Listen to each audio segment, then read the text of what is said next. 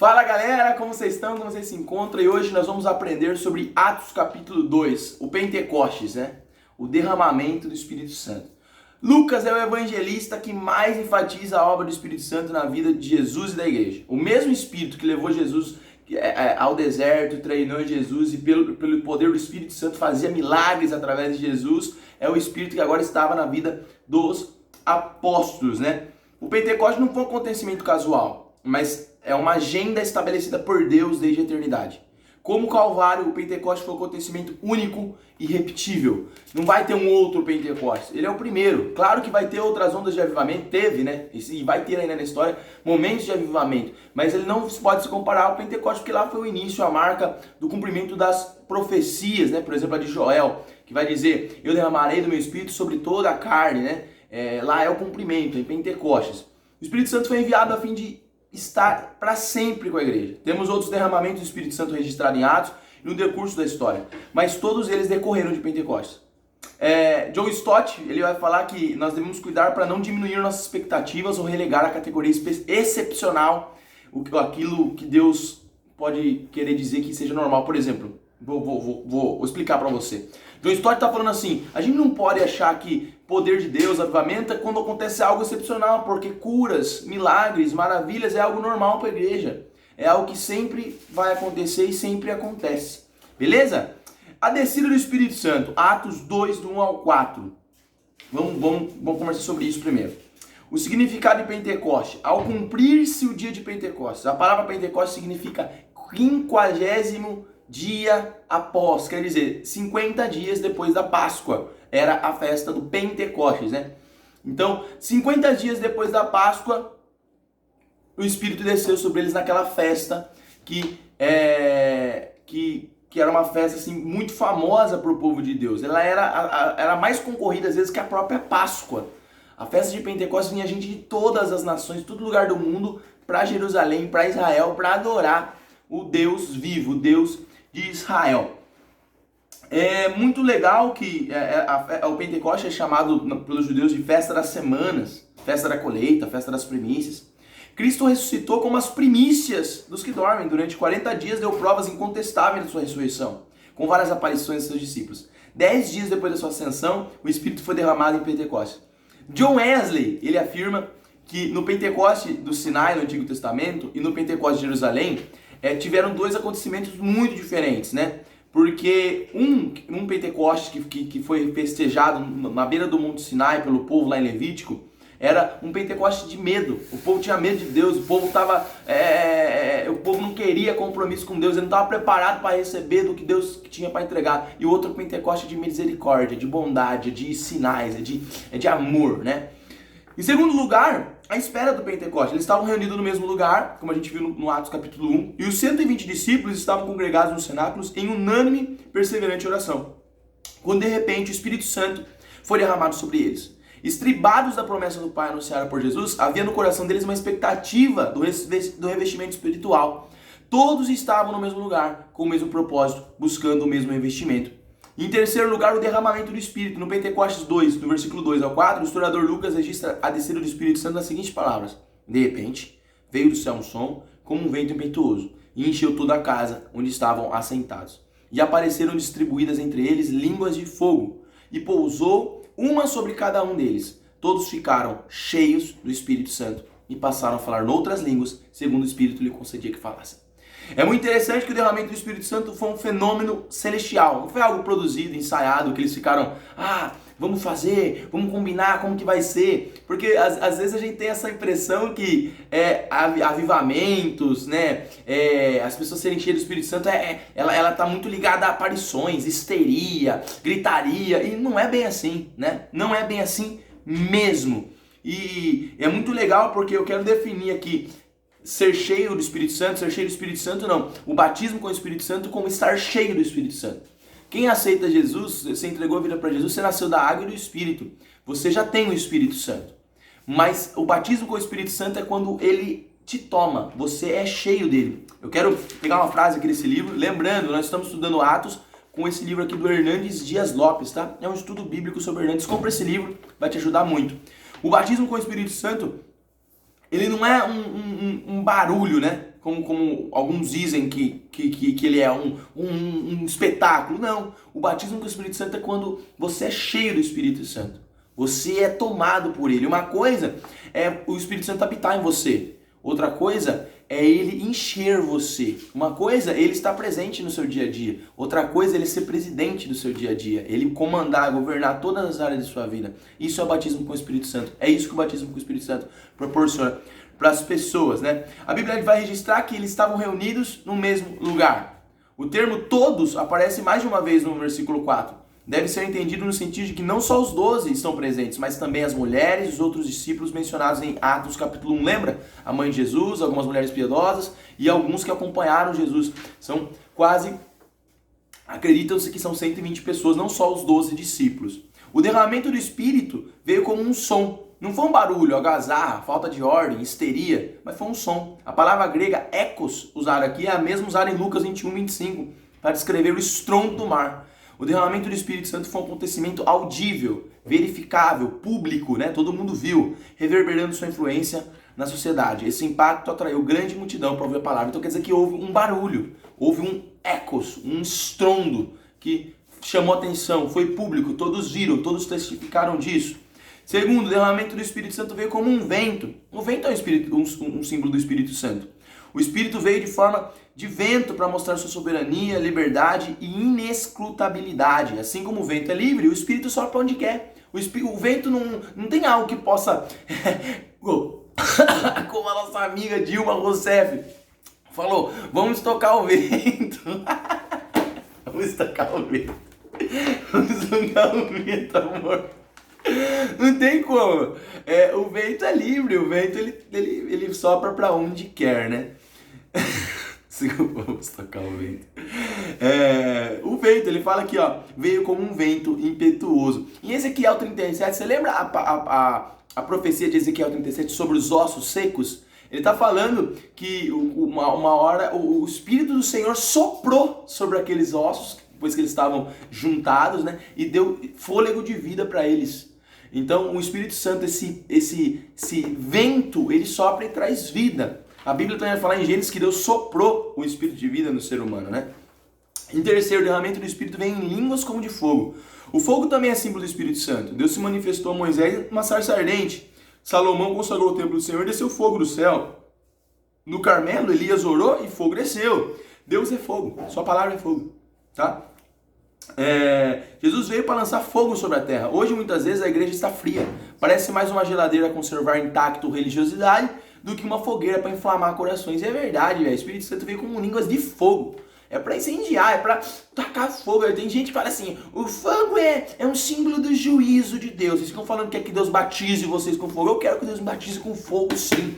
Eu quero que o Espírito Santo me tome de fogo, que o meu coração seja incendiado por essa mensagem, que eu incendeie outras pessoas. No livro que eu e a Wanda estamos escrevendo, eu e a pastora Wanda estamos escrevendo, fala sobre os princípios de fogo, acender uma chama, acender um fósforo, depois ter que fazer ele crescer, dar continuidade a ele, depois ainda mais injetar combustível nesse fogo para que ele se alace, para que ele fique vivo e depois incendiar pessoas como tochas vivas, né? O falecido, saudoso Gregório McNulty falava de um legado de paixão, fogo e lágrimas, né? Então nós somos como tochas na mão do Senhor. Matthew Henry diz que o fogo foi dado como sinal de cumprimento da predição de João Batista relativa a Jesus. Vocês lembram quando ele falou? Ele vos batizará com o Espírito Santo e com fogo. É um cumprimento. Ou seja, o Espírito Santo como fogo. Os discípulos estavam na festa de Pentecostes celebrando o recebimento da lei no Monte Sinai. A lei foi dada em fogo, por isso foi chamada de lei do fogo. Como o evangelho é chamado de evangelho de fogo. A missão de Ezequiel foi confirmada por uma visão de brasas de fogo ardente. E a de Isaías, lembra? Brasas vivas de fogo na sua boca. Ele tocou os lábios de Isaías. O Espírito como fogo derrete corações. Queima a maldade. Sentimentos santos começam a sair de você após esse fogo. Tá bom? Quarto, o derramamento do Espírito Santo traz uma experiência pessoal de enchimento do Espírito Santo. Aqueles discípulos já eram salvos. Por 3 vezes Jesus havia deixado isso claro. De acordo com a teologia de Paulo, se eles já eram salvos, já tinham o Espírito Santo. Pois o apóstolo escreveu, se alguém não tem o Espírito de Cristo, esse tal não é dele. Jesus disse, quem não nascer da água e do Espírito não pode entrar no reino. Então não vamos confundir. eles já eram salvos. E tem gente que é salvo, mas não é batizada com o Espírito Santo. Não tem problema nenhum. O batismo com o Espírito Santo, a gente vai definir ele como estar cheio do Espírito Santo. Eu quero ler essa frase aqui do livro que fala assim, ó. Uma coisa é ter o Espírito Santo, outra coisa é o Espírito Santo ter alguém. Uma coisa é ser habitado pelo Espírito, outra coisa é ser cheio do Espírito. Uma coisa é ter o Espírito Santo presente, outra é tê-lo como presidente. Você que tem o Espírito, está cheio do Espírito? O Espírito Santo, se você ser cheio dele, ele vai afetar a sua vida de outras formas. Tem muita gente que é salvo, vai na igreja, mas isso não afeta a vida dela radicalmente. É só religiosidade, tá bom? É uma experiência de plenitude pessoal. O Espírito desce sobre cada um individualmente. Cada um vive sua própria experiência. Ninguém precisa pedir, como as virgens nécias, azeite emprestado do Espírito Santo. Ele dá e enche a pessoa com o Espírito Santo, tá? O fenômeno das línguas. Eu quero falar sobre o fenômeno das línguas. O derramamento do Espírito Santo foi produzido o fenômeno das línguas. E eu quero fazer um contraposto entre Pentecostes e Torre de Babel, né? Em Babel, as línguas eram ininteligíveis. No Pentecostes, não houve necessidade de interpretação. Em Babel, houve dispersão, porque eles se espalharam sobre a terra. E no Pentecostes, houve ajuntamento, eles se juntaram. Em Babel, foi resultado da rebeldia contra Deus. No Pentecostes, fruto da oração perseverante a Deus. Em Babel, os homens enalteciam o seu próprio nome. No Pentecostes, falavam sobre as grandezas de Deus. John Stott escreveu, em Babel, a terra orgulhosamente tentou subir ao céu, enquanto em Jerusalém, o céu humildemente desceu às pessoas, desceu à terra. Que lindo isso aí, cara. Em Babel, houve uma confusão de línguas. Em Pentecostes houve uma unificação de línguas. Cada um falava na sua própria língua, mas todo mundo estava entendendo e era sobre as grandezas de Deus. Lucas destaca a natureza internacional da multidão poliglota reunida ao redor dos 120 discípulos que foram cheios do Espírito Santo. Eram judeus, homens piedosos, todos estavam habitando em Jerusalém. Mas eles não tinham nascido naquela cidade. Vinham da dispersão de todas as nações debaixo do céu. Destacamos aqui 3 fatos importantes. Em primeiro lugar, o milagre das línguas. No Pentecostes, Deus rompeu a barreira da língua e judeus de diversas partes do mundo puderam ouvir os discípulos falando na sua própria língua materna. Essas línguas eram dialetos conhecidos e falados pelos judeus que habitavam em diversas regiões do Império. Estavam em Jerusalém por ocasião da festa. Então, quer dizer, tinha um monte de gente de todo lugar do mundo e estavam lá por causa da festa do Pentecoste. Os discípulos não perderam suas funções físicas e mentais, né? Eles não estavam bêbados. Também não se trataram de um engano ou um milagre apenas de audição e não de fala, de forma que os ouvintes pensassem que os crentes estavam falando em outras línguas, quando não falavam de fato. Esse lance de falar as línguas, né, cada um falar uma língua e todo mundo conseguir entender, de Atos 2, foi um fenômeno tanto de fala como de audição. Eles falaram e as pessoas ouviram. Foi um fenômeno inexplicável. Não foram sons incoerentes, mas uma habilidade sobrenatural para falar em línguas reconhecíveis. Assim, a expressão outras línguas poderia ser traduzida por línguas diferentes da sua língua materna. Os discípulos falaram línguas que ainda não haviam aprendido. O termo grego traduzido por língua em Atos 2, versículo 6 e versículo 8 é dialectos e refere-se à linguagem ou dialeto de país ou região. Concordo com Fritz Heinecker quando diz que a escolha feita por Lucas da palavra dialetos nesse trecho indica que o falar em outras línguas era o uso de outros idiomas. O fenômeno das línguas ainda é citado mais 2 vezes em Atos, em Cesareia e em Éfeso 19, né, no Atos 19, versículo 6. Uma questão levantada pelos estudiosos é: as línguas mencionadas em Atos 2 são a mesma natureza das línguas mencionadas em 1 Coríntios 12 e 14? Há quem defenda a semelhança, porém entendemos que elas são diferentes. Damos algumas exceções. Por exemplo, a gente precisa entender uma coisa. Existe o orar em línguas, que é um dom espiritual. Orar em outras línguas é um dom. Ele não é feito para pregar. Se você for falar em línguas durante o culto e não tiver alguém que interprete, por isso que às vezes eu tô ali adorando o Senhor na igreja, eu sinto no meu coração vontade de falar em línguas, muitas das vezes eu tiro minha boca do microfone e falo para o povo não escutar, porque o povo não vai entender o que eu tô falando. Então não tem serventia aquilo. Se não houver alguém que interprete, não adianta falar em outras línguas. Existe a oração em outras línguas, que é para edificação pessoal, para você falar com Deus e se edificar. Eu costumo dizer que a oração em línguas estranhas é a oração que o Espírito Santo nos incentiva a fazer a Deus, porque Ele sabe o que a gente realmente precisa melhorar, fazer. A oração dele é mais completa do que a nossa. E existe a oração... Opa, desculpa, a gente já vai melhorar aqui, beleza. E existe a oração... Existe a línguas de Pentecostes, que foi uma pregação, ela não foi uma oração. Ela foi pregação. Aqui a Bíblia vai falar assim, ó. As línguas, vou dar alguns tópicos sobre isso. As línguas estranhas de Atos e Pentecostes foram diferentes das igrejas que Paulo pregou, de Corinto? Vamos falar. As línguas em Atos eram pregação. Ou seja, os discípulos falavam aos homens. Já as línguas de Coríntios eram oração, foi o que eu falei. Ou seja, os crentes falavam a Deus. Dessa forma, as línguas eram diferentes quanto ao seu endereçamento. Uma era a pregação, que a Bíblia vai falar em Atos, capítulo 2 aí, que eles falavam das grandezas de Deus. As línguas em Atos eram entendidas por diversos grupos linguísticos de judeus que habitavam em Jerusalém. Enquanto em 1 Coríntios as línguas eram ininteligíveis, ninguém sabia, né? E existia a necessidade de um intérprete para traduzi-las. A língua em Atos foram dadas a um grupo específico, num lugar específico, num tempo específico, para evidenciar a recepção do Espírito Santo, né? A estreia.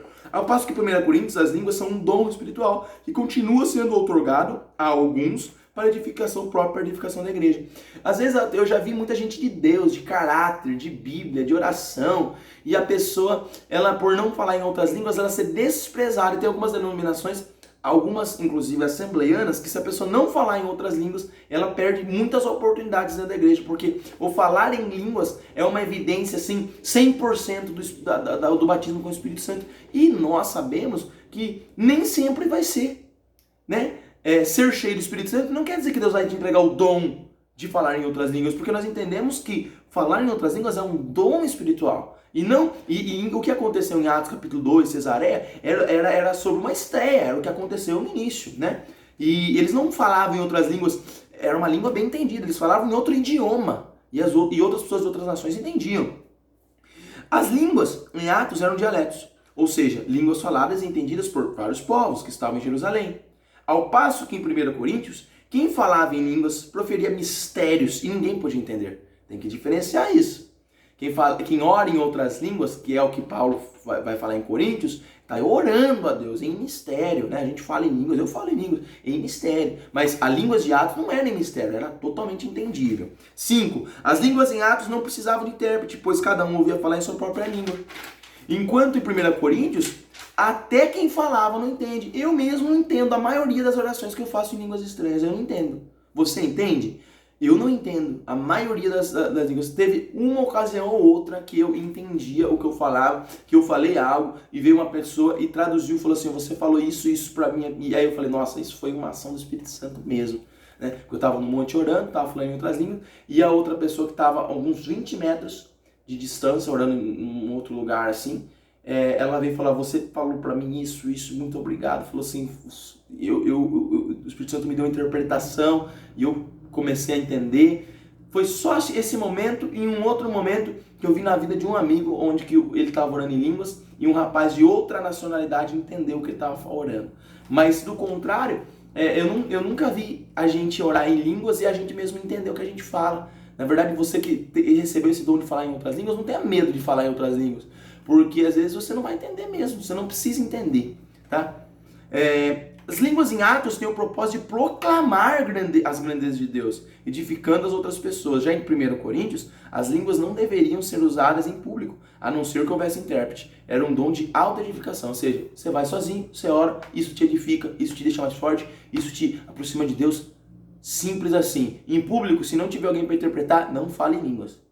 Era essa a ordem que Paulo deu para a igreja em Coríntios. As línguas de Atos eram faladas por todos aqueles que estavam cheios do Espírito Santo, enquanto em 1 Coríntios é um dom espiritual, concedido não a todos, mas apenas a alguns. As línguas em Atos são profecia, a proclamação das virtudes de Deus aos homens, ao passo que 1 Coríntios são oração, palavras de homens a Deus. 10. As línguas de Atos cessaram. Em 1 Coríntios, por serem um dom espiritual concedido à igreja pelo Espírito, elas continuam. A última palavra que Paulo tem sobre o assunto é: não proibais ninguém de falar em outras línguas. Bacana isso aí, né? Porque tem gente que assume, cessacionista, fala que cessou, não tem mais os dons. E nós somos contrários a isso. Nós acreditamos nos dons espirituais, que ainda falamos em línguas, ainda profetizamos, ainda temos palavras de sabedoria, palavras de conhecimento, ainda curamos, dons de fé, operação de maravilhas. Somos equipados pelo Espírito Santo para ajudar a igreja. Em segundo lugar, a perplexidade da multidão. A multidão foi atraída pelo extraordinário fenômeno do Pentecostes. Algo sobrenatural estava acontecendo e eles não tinham explicações plausíveis para aquele fato insólito. Vale ressaltar, como diz William Barclay, que a festa de Pentecostes era tanto ou mais concorrida que a festa da Páscoa. Lembra que eu falei para vocês que Pentecostes era uma festa semelhante à Páscoa, muito famosa? Isso explica a quantidade de países mencionados no capítulo, porque nunca havia em Jerusalém uma multidão mais internacional do que nesse momento. Marshall comenta sobre essa multidão internacional reunida em Jerusalém. Começa com 3 países ao leste do Império Romano, na área conhecida como Pérsia ou Irã, e depois continua para o oeste, para a Mesopotâmia, Iraque e o moderno e a Judéia. Seguem-se então várias províncias na área da Ásia Menor, né, que hoje é a Turquia, e depois o Egito, área imediatamente a oeste, seguida por Roma. Em terceiro lugar, a reação do milagre das línguas, o derramamento do Espírito Santo, prova que os milagres abrem portas para o Evangelho, não são o próprio Evangelho. Então a gente não pode confundir. Aquele fenômeno sobrenatural, ele abre portas para a pregação do Evangelho, ele não é o Evangelho. Ele abre portas, ele chama atenção para que as pessoas venham conhecer o Evangelho. Aquele falar de outras línguas, aquele som, aquele vento impetuoso que tomou aquele lugar e que fez as pessoas de todos os lugares do mundo presenciar aquilo lá chamou a atenção do povo para ouvir a mensagem do Evangelho, mas aquilo não é o Evangelho. Não limite o Evangelho a milagres. O Evangelho não é milagres. Os milagres fazem parte de um plano para que as pessoas escutem a mensagem do Evangelho, né? Primeira coisa, vamos anotar aqui. Existia o preconceito da multidão. Estavam, pois, atônitos e admiravam, dizendo: Vede, não são porventura galileus todos esses que estão falando? Os galileus eram recebidos em Jerusalém com grande preconceito. Eram pessoas de segunda classe. Os sulistas da Judéia consideravam gentios os nortistas da Galileia. A primeira reação ao Pentecostes foi de profundo preconceito. Eles eram preconceituosos com galileus, né? E os discípulos de Jesus, que eram os líderes ali, eram galileus. Ceticismo, todos atônitos e perplexos, interpelavam uns aos outros. E quer dizer isso? O milagre de derramamento do Espírito Santo clareou a mente dos discípulos e turvou a mente dos céticos. Esses ficaram atônitos e perplexos, ansiosos por uma explicação plausível para aquele extraordinário acontecimento. Então, o Pentecostes veio e deixou quem cria mais crente ainda, quem não cria mais cético ainda. Falaram: o que está acontecendo, meu? Todo mundo falando, vocês estão doidos? Até acusaram eles de estarem bêbados, né? E o terceiro zombaria, outros porém zombando diziam: estão embriagados, foi o que eu acabei de falar. Um grupo dentro da multidão rotulou o fenômeno das línguas como resultado de embriaguez. Confundiram a plenitude do Espírito com o enchimento de vinho. Agora a gente vai para a parte, assim, acho que é a parte central. A gente fez uma boa introdução, agora a gente vai para a parte central desse estudo de Atos 2, que é a pregação de Pedro. Se você quiser nomear ela, é a pregação que ganhou 3.000 almas para Jesus. A pregação que impactou, ou o primeiro sermão da igreja cristã. O primeiro sermão pregado. O milagre pode atrair multidão, mas não toca os corações. O milagre abre portas para o Evangelho, mas não é o Evangelho. Pedro se levantou para pregar uma mensagem eminentemente bíblica. A primeira coisa que Pedro fez foi esclarecer que aquele fenômeno extraordinário não era resultado da embriaguez, mas do cumprimento da profecia de Joel. Joel 2, 28 ao 32, né, que naqueles dias derramarei do meu espírito sobre toda a carne. Os discípulos não estavam dominados pelo vinho, mas cheios do Espírito Santo. A palavra grega gleukos foi usada para descrever vinho doce, provavelmente vinho novo, ainda não envelhecido por tempo suficiente e que está fermentado. O profeta havia profetizado que o Espírito seria derramado sobre toda a carne, e isso em termos qualitativos e não quantitativos. O derramamento do Espírito quebraria barreiras e romperia o preconceito sexual, filhos e filhos, jovens e velhos, social, servos e servas. A profecia de Joel teve um cumprimento no Pentecostes, mas aponta também para a parousia, né? O profeta identifica o derramamento do Espírito Santo como um evento salvador, e acontecerá que todo aquele que invocar o nome do Senhor será salvo. Atos 2, versículo 21. O padrão e os temas da mensagem pregada por Pedro tornaram-se comuns na igreja primitiva. Explanação dos eventos, o Evangelho de Jesus Cristo, sua morte, ressurreição e exaltação. Uma exortação para o arrependimento e batismo. Este esboço é similar aos sermões encontrados no capítulo 2, 10 e 13. 5 verdades que devem ser destacadas nessa pregação de Pedro. Em primeiro lugar, uma pregação cristocêntrica. Eu sempre tenho falado sobre isso. Eu não quero que as pessoas saiam da minha igreja, depois de um culto, de um sermão, felizes com elas mesmas, sabe? Alegres. Eu quero que elas saiam tristes consigo mesmas. Eu quero que elas saiam assim, tipo, eu preciso do Senhor. Eu preciso... Saiam alegres porque o Senhor as ama a ponto de corrigi-las na palavra. Ao ponto de Cristo ser o centro de verdade, né? Cristocêntrica. A mensagem de Pedro versou sobre a pessoa de Cristo e sua obra. 5 pontos identificados no sermão de Pedro. A primeira, a vida de Cristo. Pedro mostra que Jesus foi aprovado por Deus. vivendo de forma extraordinária e realizando milagres portentosos. Sua vida e sua obra eram realidades conhecidas por todos. A morte de Cristo. A cruz não foi um acidente, mas parte do plano eterno de Deus. Fragstag diz acertadamente que isso não significa que Jesus buscou a morte ou que o Pai desejou que os homens crucificassem Jesus, mas sim que ao fazer a escolha para redimir os pecadores foi previsto o quanto isso custaria. A cruz não foi uma derrota para Jesus, mas a sua exaltação. Jesus marchou para a cruz como um rei e caminha para a sua coroação. Foi na cruz que Jesus conquistou a redenção para nós e desbaratou o inferno. Cristo não foi crucificado porque Judas o traiu. Os judeus o entregaram. Pilatos o sentenciou e os soldados o pregaram. Foi crucificado porque Deus o entregou por amor a nós. Ele foi crucificado porque se ofereceu voluntariamente como sacrifício pelo nosso pecado. Foi a cruz porque Deus provou da forma mais eloquente o seu amor por nós e o seu repúdio ao pecado. Deus repudia tanto o pecado que ele deu o filho dele para que nós fôssemos curados do pecado. A entrega do Filho de Deus ao mundo foi um protesto de Deus. Eu odeio o pecado e eu amo vocês, eu amo o homem. A ressurreição de Cristo é o terceiro ponto da pregação de Pedro. Não adoramos um Cristo morto, mas Jesus vitorioso, que triunfou sobre a morte, derrotou o pecado, desfez as obras do diabo, cumpriu a lei, satisfez a justiça de Deus e nos deu eterna redenção. Pedro cita a profecia de Davi para evidenciar a realidade insofismável da ressurreição de Jesus. Pedro confirma a ressurreição de Cristo, fundamentando no Salmo 16, do 8 a 11. Davi não poderia ter falado sobre si mesmo quando disse que Deus não deixaria na morte, nem permitiria que o seu santo visse corrupção, pois Davi morreu e foi sepultado, o seu túmulo ainda estava em Jerusalém. Obviamente, Davi se referia ao seu descendente, ou seja, estava fazendo referência à ressurreição de Cristo. Warren Wiersbe diz que Pedro deu 4 provas da ressurreição de Cristo. Primeira, a pessoa de Jesus Cristo. A profecia de Davi, o testemunho dos cristãos, a presença do Espírito Santo. A exaltação de Cristo, essa foi o quarto ponto, ele exaltou Cristo, ele colocou Cristo lá em cima na pregação dele. Jesus ressuscitou em glória e comissionou seus discípulos a pregar o evangelho em todo o mundo, a toda criatura. Depois voltou para o céu e entrou na glória. Foi recebido apoteoticamente pelos anjos, né? Foi recebido de forma magnífica pelos anjos. Assentou-se à destra do Deus Pai para governar a igreja, intercedendo em favor e revestindo-a com seu poder e com seu espírito. Jesus reina. Ele está no trono do universo e voltará gloriosamente. Ele fez questão de evidenciar isso na pregação dele em Atos 2, que esse Jesus que vocês crucificaram, Deus o fez, Senhor e Cristo. Ele está assentado à destra de Deus. Ele reina e ele voltará. 5. O senhorio de Cristo, né? O governo de Cristo. Jesus é o Senhor do universo, da história da igreja.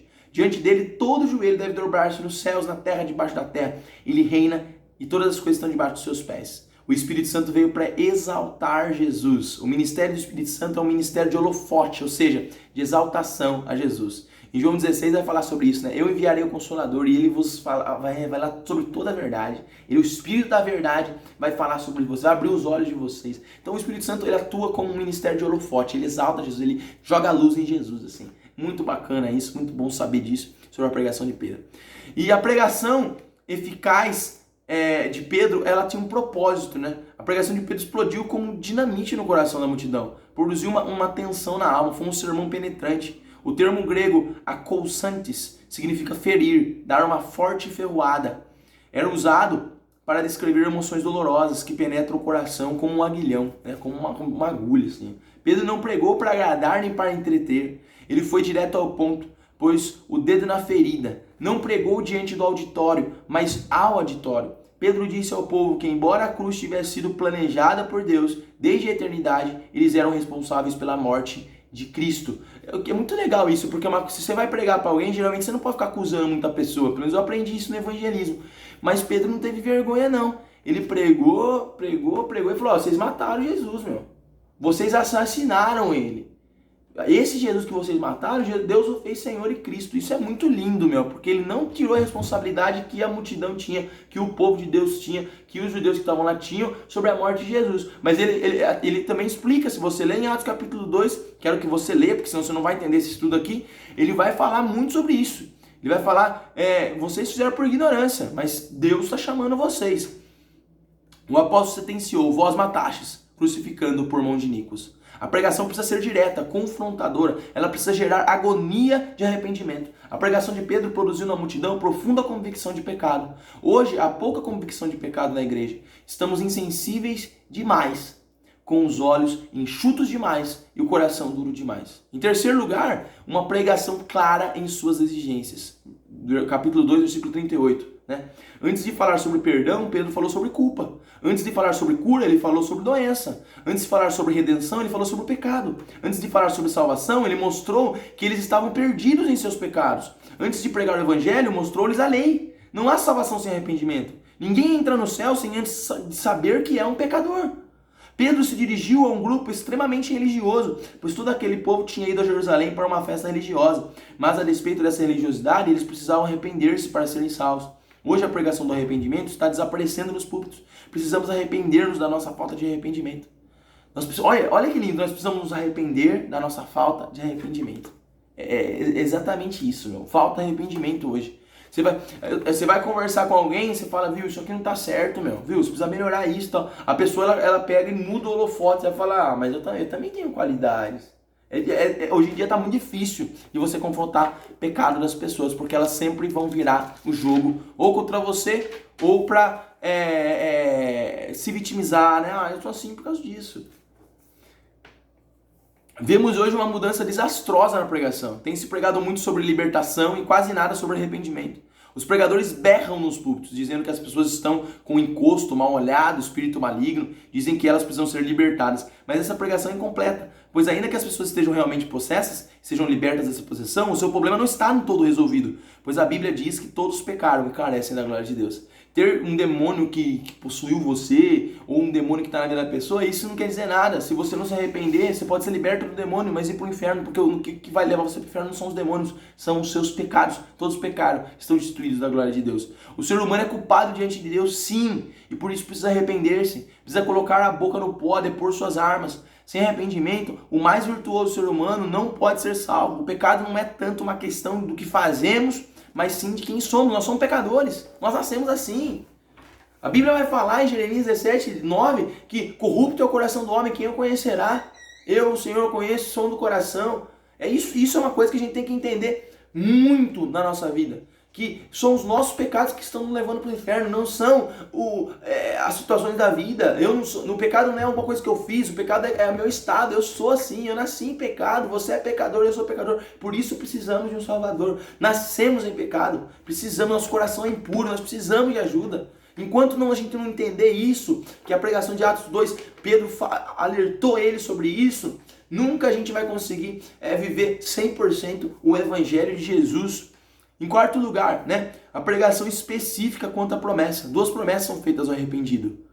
Uma relacionada ao passado e outra ao futuro. A primeira, remissão de pecados. Veja aí o versículo 38 ao 40. Depois que somos salvos, então podemos ser cheios do Espírito. Primeiro, o povo se volta para Deus de todo o coração, com choro, jejum, coração rasgado. Depois o Espírito é derramado. Em quinto lugar, há uma pregação vitoriosa quanto aos resultados. Quando há poder na pregação, vidas são salvas. A pregação de Pedro não apenas produziu conversões abundantes, 3.000 almas. Glória a Deus. Mas também frutos permanentes. Eles não somente nasceram da graça de Jesus, mas também nela cresceram. Ao serem convertidos, eles foram batizados, integraram-se à igreja e perseveraram. Criaram raízes, amadureceram, fizeram outros discípulos. A igreja tornou-se irresistível. Hoje é difícil manter atualizado o rol de membros de uma igreja. As pessoas entram pela porta da frente e ao sinal da primeira crise buscam fuga pela porta dos fundos. Bebericam em várias fontes, buscam alimento em diversos pastos, colocam-se sob o cajado de diversos pastores, tornam-se ovelhas errantes, sem redil, sem referência, sem raiz. E isso é muita verdade. Foi salvo, mas não cria raiz. Hoje escuto uma mensagem aqui, está aprendendo sobre Bíblia, sobre palavra, mas meu coração está muito inquieto, eu vou num pastor que ora tal. Eu vou na irmã que ora. Já viu a irmã que ora? Eu acho legal que a gente tem liberdade no reino de Deus. Eu falo sempre para minha igreja isso, que eu vou sempre trabalhar com pasto e não com cercas. O tempo que eu vou gastar investindo em cerca, eu invisto em pasto bom e as pessoas vão querer ficar e vão chamar outros para ficar junto do nosso pasto. Mas você tem que se firmar. Você tem que se firmar. Às vezes sua igreja está numa pegada reino, está buscando, está lendo a Bíblia, está se dedicando, e você está num momento de crise, você quer fazer o quê? Eu vou procurar lá não sei na onde, num cara que ora para ver se ele me revela, mas as revelações estão todas na palavra de Deus, nas escrituras. Não queira ser um cristão que qualquer vento de doutrina te arrasta, qualquer novidade no mercado da fé você vai embora. Ao concluir essa exposição sobre o sermão de Pedro, John Stott declara que Pedro enfocou a pessoa de Cristo, contando a sua história em 6 estágios. Primeiro estágio, ele era um homem, mas sua divindade era reconhecida pelos seus milagres. Segundo, ele era morto por mãos iníquas, mas segundo o propósito de Deus. Terceiro, ele ressurgiu dos mortos, como previram os profetas e testemunharam os apóstolos. Quarto, ele foi levado à destra de Deus e lá derramou o seu Espírito. Ele oferece perdão, sim, ele oferece perdão e o Espírito a todos os que se arrependem, creem e são batizados. Ele os acrescenta à sua comunidade. Que maravilhoso isso, né? Jesus, em 6 estágios, Pedro conseguiu pregar sobre Jesus. Primeiro, ele era um homem que era homem, mas era divino, era Deus. Ele foi morto por mãos iníquas, mas teve um propósito de Deus. Foi Deus que entregou ele. Terceiro, ele ressurgiu dos mortos. Quarto, ele foi elevado dessa vida, ele está exaltado. Quinto, ele oferece perdão, ele oferece o Espírito dele para as pessoas. E quinto, ele acrescenta pessoas ao seu corpo, à sua comunidade. Ele quer esse povo junto, unido, para um grande propósito. A vida da igreja cheia do Espírito Santo. Agora foi separado assim. Ó. Primeiro, o Pentecostes, o evento do Pentecostes, o Espírito Santo desceu. Segundo, a pregação de Pedro, já falamos sobre a pregação de Pedro, acabou de falar. E agora o terceiro ponto geral, a vida da igreja. Como que a igreja funcionava, né? A igreja de Jerusalém conjugava doutrina e vida, credo e conduta, palavra e poder, qualidade e quantidade. Hoje vemos igrejas que revelam grandes desequilíbrios. As igrejas que zelam pela doutrina não pregam com entusiasmo. Né? São muito certinhas, assim, essa minha igreja prega a palavra, minha igreja é forte na palavra, mas não tem entusiasmo nenhum, não prega o evangelho, né? As igrejas ativas na ação social, mas desprezam a oração. Elas são muito ativas, elas ajudam o pobre, dão cesta básica, elas são muito ativas na rua, mas elas não oram, não têm vida com Deus. Existem muitos desequilíbrios hoje mesmo. Existem igrejas que crescem em número, mercadejam a verdade. O que é mercadejo a verdade? Ela mente um pouquinho, ela prega sobre objetos ungidos, ela distribui, essa aqui vai ser um objeto que você vai, leve esse copo para casa, esse copo do milagre. Tudo isso é uma questão que Jesus, ele não deu base bíblica para a gente se apoiar nisso. Sabe? Baseia no Antigo Testamento algumas coisas fora de contexto, sabendo que em Hebreus vai dizer que Jesus é mediador de uma superior aliança. O Antigo Testamento ele é só cumprimento em Jesus, ele serve para nos edificar, mas nunca para guiar nossos passos como igreja. Agora é de Jesus para frente. E é muito maravilhoso dizer isso, mas é muito espantoso, na verdade, dizer isso. Mas ao contrário disso, a igreja de Jerusalém era unificada, exaltada e multiplicada. Ela crescia sem ficar manipulando a verdade, sabe? Vem para Jesus que você vai ter uma vida diferente. Vai ter uma vida diferente. Mas é Jesus o centro do evangelho e não a vida diferente. Em primeiro lugar, uma igreja cheia do Espírito é comprometida com a fidelidade da palavra de Deus, né? Capítulo 2, 42, eles perseveravam na doutrina dos apóstolos, né? A igreja de Jerusalém nasceu sobre a égide da verdade. A igreja começou com o derramamento do Espírito, a pregação cristocêntrica, a permanência dos novos crentes na doutrina dos apóstolos. A doutrina dos apóstolos é inspirado ensino pregado oralmente naquele tempo e agora preservado no Novo Testamento. O John Stott diz que o Espírito Santo abriu uma escola em Jerusalém. Seus professores eram os apóstolos que Jesus escolhera e havia 3.000 alunos no jardim da infância. A igreja apostólica era uma igreja que aprendia. Com isso, deduzimos que o anti-intelectualismo e a plenitude do Espírito são incompatíveis, pois o Espírito Santo é o Espírito da verdade. O Espírito de Deus leva o povo de Deus a submeter-se à palavra de Deus.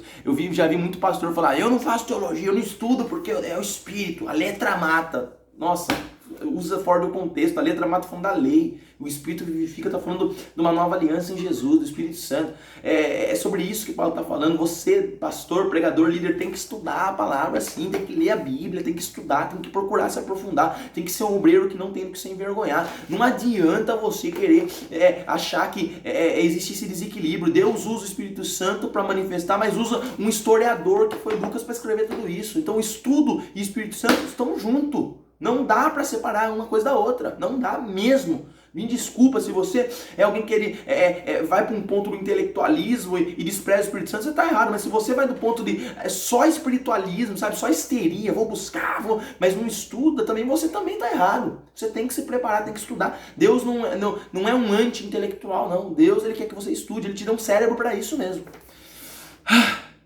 Tô nervoso. Ao longo da história, houve muitos desvios da verdade.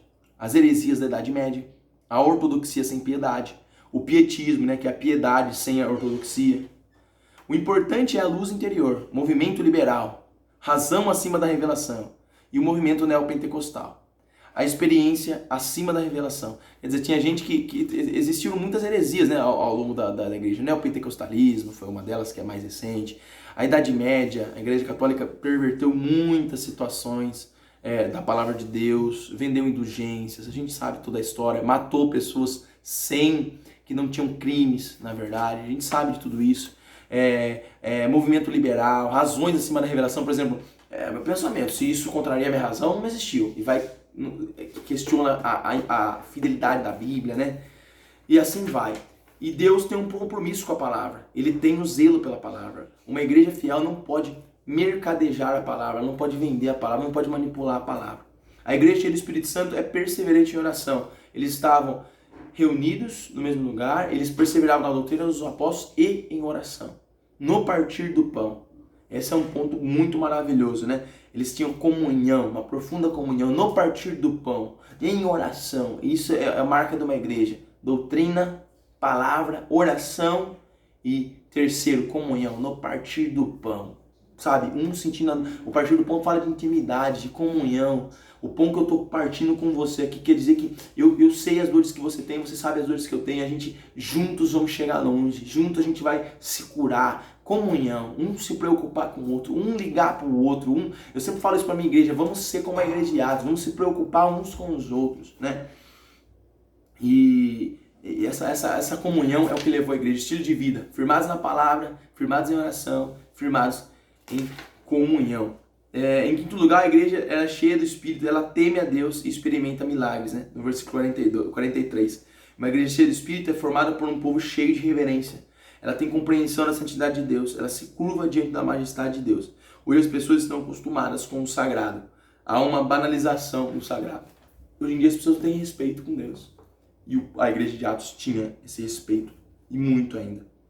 A igreja era cheia do Espírito, ela tem simpatia dos homens e a bênção do crescimento numérico por parte de Deus. Ela estava crescendo, né? Versículo 47, a igreja crescia em número, crescia. Mas por que ela crescia? Porque ela era tão cheia do Espírito Santo que ela tinha simpatia. A Bíblia vai falar no versículo 47, tinha simpatia de todo o povo. Por que ela tinha simpatia de todo o povo? Porque eles eram cristãos que compravam, pagavam. Isso ergueu o moral, a justiça deles foi elevada. Eles eram pessoas que não mentiam, eram pessoas que não falavam, faziam fofoca. Elas foram cheias do Espírito Santo a ponto de não mais dar mau exemplo. Então as pessoas olhavam eles e falavam, cara, eles são demais. Eles estão alimentando as viúvas, estão alimentando os órfãos, estão fazendo tudo direito. São pessoas de Deus, a gente sente a presença de Deus através da vida deles. Eles compram, eles pagam, não tem motivo para falar deles. Então isso foi o que fez esse povo ser bem visto pela sociedade daquela época. Pelo aquele povo, eles tinham a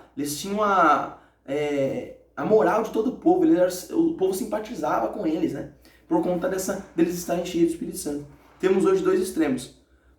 Numerolatria e numerofobia, que eu já falei. Numerolatria. Quero encher igreja, quero ter mais pessoas na minha live. Eu quero sim que as pessoas que compartilhem a mensagem, que as lives, que esse vídeo chegue nos 4 cantos do planeta. Quero quanto mais pessoas aprenderem da palavra, melhor. Mas idolatrar isso vai me frustrar e vai frustrar outras pessoas e vai tirar o foco que é o reino de Deus. E numerofobia é o contrário. Numerofobia é o medo de crescer. Não, a gente tem que ter pouca pessoa, porque quando tem pouco, quer dizer que nós estamos firmes. Não. Numerofobia, medo do número, medo de crescimento. Essas são as duas situações. Então a igreja cristã crescia em número, ela crescia diariamente pela adição de vidas salvas por ação divina. Vejamos o crescimento da igreja. Em Atos 1 ao 15 era 120 membros. De Atos 2, 41 eram 3 mil. Atos 4, 5 mil. Atos 5,14, uma multidão é agregada à igreja. Atos 6, versículo 7, o número dos discípulos é multiplicado. Atos 9,31, as igrejas se expandem para a Judéia, Galiléia e Samaria. Atos 16, as igrejas são estabelecidas e fortalecidas no mundo inteiro. Então a igreja, ela cresce. Não porque existe algum homem bom, mas porque existe o Espírito Santo que faz do início ao fim acontecer através dos homens. Que Deus te abençoe, que você possa ler o livro de Atos e ter uma compreensão ainda maior do capítulo 2 de Atos, e logo a gente vai lançar o capítulo 3. Um beijão.